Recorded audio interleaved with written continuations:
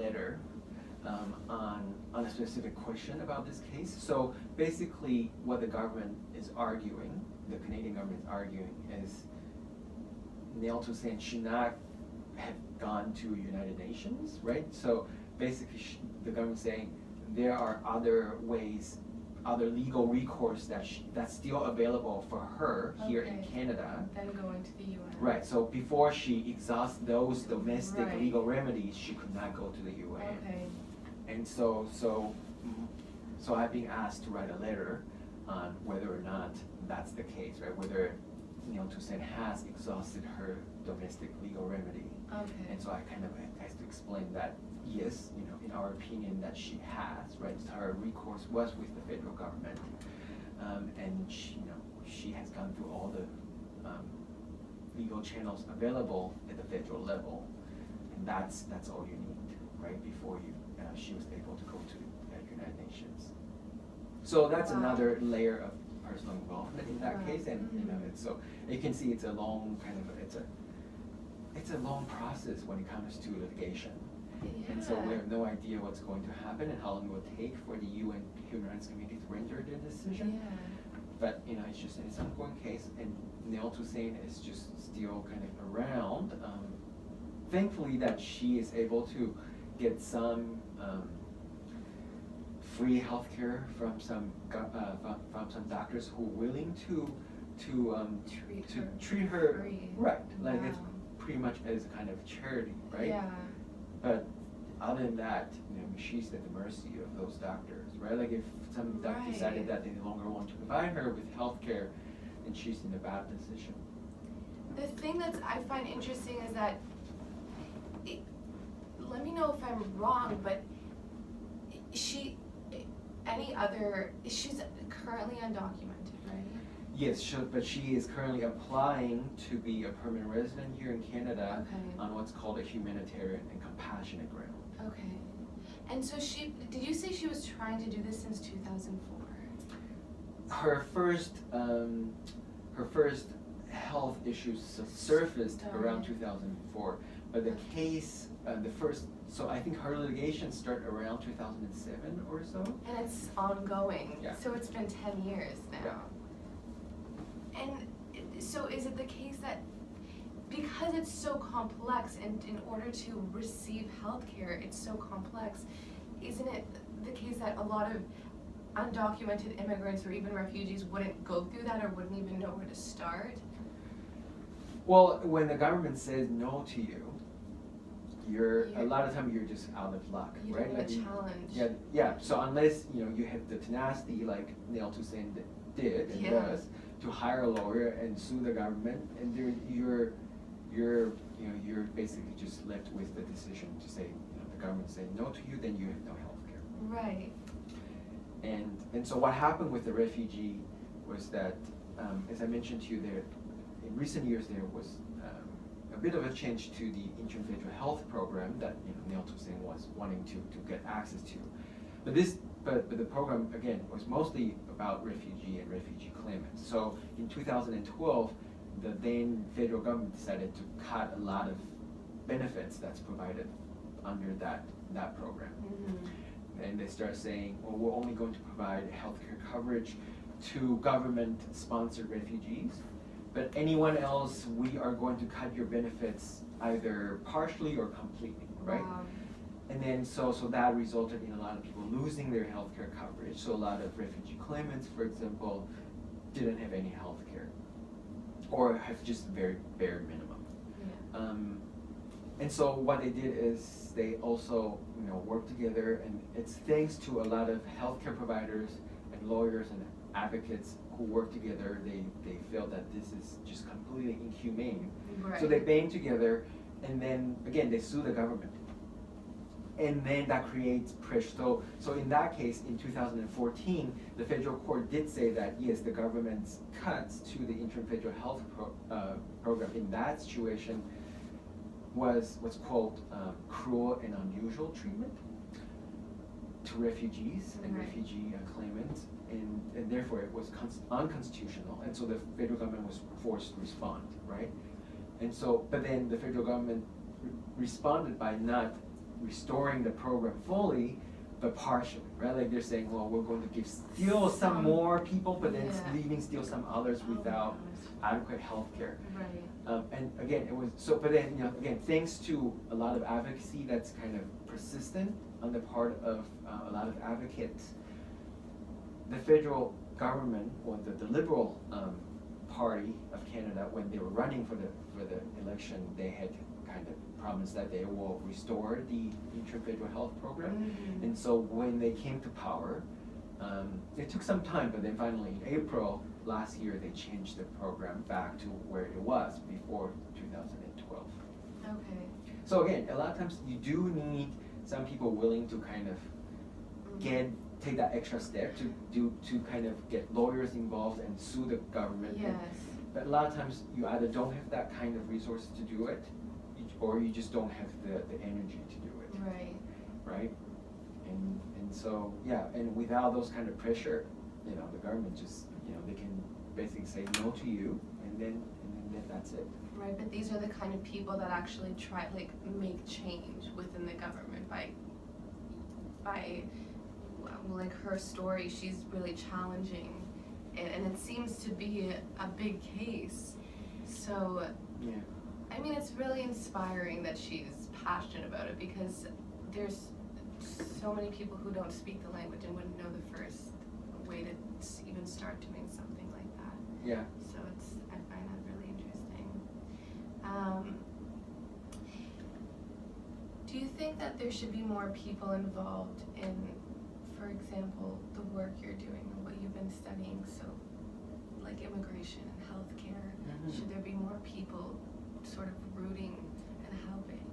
Well, I think for sure. Obviously, I think when I talk to people, there is no shortage of interest in this area, right? Like I think everyone is very interested, and they're concerned if there's any kind of cuts to the program, especially when it comes to refugees and refugee claimants. I think I am one of the few people in Canada that looks at this issue of health and immigration through a legal lens, right? And there are not that many other legal scholars that look at that issue. Right. And obviously I would love for more people to be involved in this case, and I think that we do need more advocates in this kind of field with both expertise in health law and also in immigration refugee law, right? It's not always easy to find people with those kind of unique sets of skills. Right. But I would love to see more. I think we need more of us. Yeah. And as you can see, there's no shortage of issues to work on. Exactly. And so a lot of times, it was full, and like even as I mentioned in in the refugee healthcare case, much of the advocacy came from the medical community, right? And that's great, and I think that we need more of that. But I think that we also need many more lawyers to be educated in this field, so that we can also be an important advocate for immigrant refugees who have health access issues. Right. So there really aren't that many. No, not a whole lot. Right. Because it's a very specific. It is. Right. It is, and so a lot of times, when we were trying to litigate for the refugee healthcare case, what you see is you just have to bring a group of people who are well versed in refugee law, and then you have a group of people who are well versed in health law, and you just have to kind of get them together and think, right? And I would love to have more people where it's just like combined. Yeah, it's like and because unless you study both fields kind of at the same time, there's some details or there's some kind of the nitty-gritties that you won't pick up if you're just looking at the issue from one side of the story, right? Like you kind of have to know both situations to know how exactly does the interim-federal health program work. Like I think before the government decided to cut interim-federal health care for refugees in 2012, not a whole lot of people in Canada had heard of that program.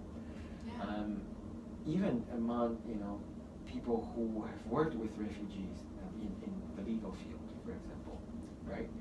But this program has been in place since 1957. So I think, I think that again speaks to the need for more people to know more about the program and to be able to kind of know what's the legal issues associated with the program, and then to make proper recommendations for legal reform, right? Were there a lot of people against the cuts of the IFHP? Obviously, there was a huge outcry from the medical community. So and allied health professionals. So I think there were altogether 12 health associations. So doctors, nurses, social workers, physiotherapists, dentists, like all these different national associations came out and they wrote a letter and condemning the cuts back in 2012.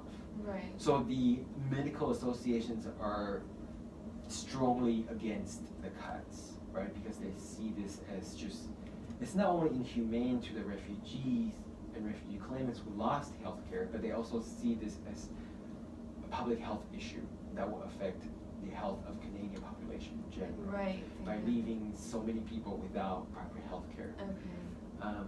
And then in terms of the legal field, I think that there are definitely concerns about the cuts as well. I mean, obviously it's not as kind of across the board like the health professionals, but they're also concerned. But yeah, I think the concern was mostly from the healthcare communities, but then they've done such a great job in putting this issue on the map, right? To kind of garner a lot of public attention. Do you think we're headed in a positive direction though, in terms of, or do you think we're sort of stepping back in time and sort of allowing these immigrants, refugees, and undocumented immigrants to receive the health care they deserve or need? Well, in terms of policy, I mean, as I mentioned, so there's the individual health program has been reinstated in 2016, right? In April, so last year. So in terms of the policy, or the law, it looks fine, right? And I think a lot of people will say that the reinstatement is a positive step. But I think when you kind of probe a little deeper, you realize that the reinstatement is not perfect, right? You cannot just change the policy and expect everything will go back to normal, right? Because of the cuts that happened between 2012 and 2016, what we saw is a lot of service providers just get so frustrated with the individual health program. And they're so confused by it. They have no idea who's covered and for what kind of services. They have pretty much just kind of stepped back and said, we no longer want to see refugee patients. Oh, wow. And that still exists today. And that's what we found in our current research, where I asked the student to talk to service providers here in Ottawa, and that's what they found. A lot of times, refugees, even when they're entitled and they have the documentation that says they're entitled, and they go to a doctor, a specialist, and specialists will not see them, right? Because they are afraid that they won't get paid. Or a pharmacy, would not accept patient with individual health certificates because, again, they're either under the wrong assumption that these group of people are not covered, or they just are afraid that they may not get paid, or that they feel that this is just too complicated of a program. They don't know anything about it, so they don't want to touch it. So that becomes an issue when it comes to actual access, right? So what happens, the legal entitlement in this case does not always translate into access on the ground. And so that's still an issue. But obviously, compared to the years of cuts, it's still a positive step, right? What's still frustrating is that we still don't see any movement when it comes to provision of healthcare to undocumented migrants.